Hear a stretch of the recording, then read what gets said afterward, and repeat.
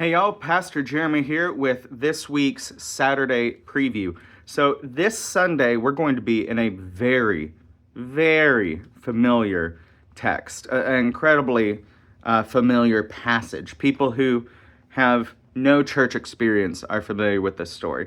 People that have no Christian background use its name in common conversation. But there's so much to it. There's often great depth hidden in some of these things that feel so familiar.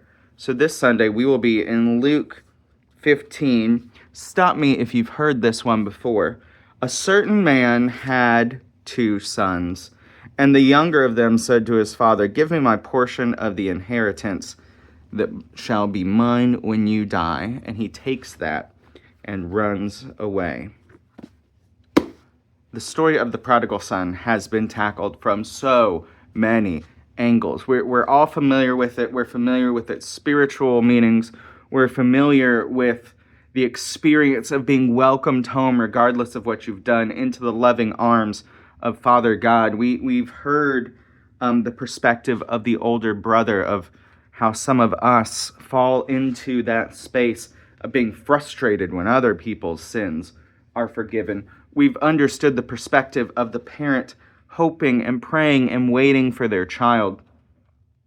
This is another one of those situations where the story is like a finely cut gem that you can turn and twist, and the light hits it different each time, and something new and beautiful can spring forth that is as true as any other way that the light might sparkle, reflect, or refract off of that prism. So, maybe some homework. Before you come to church this Sunday, read that passage from Luke 15. It starts in verse 11 and goes to the end of the chapter. So 11 to 32. Read this brief yet famous parable and see what it calls forth for you. Where do you find yourself in it?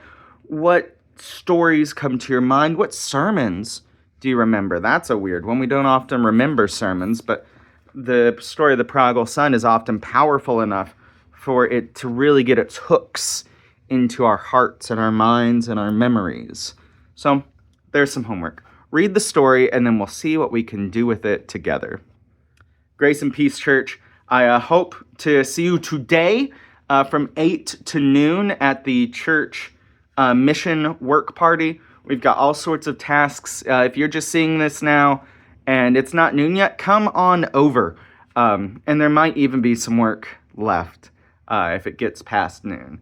So, Grace and Peace Church, I look forward to seeing you tomorrow. Sunday is my favorite day of the week, and y'all are my favorite place to spend it. Grace and peace.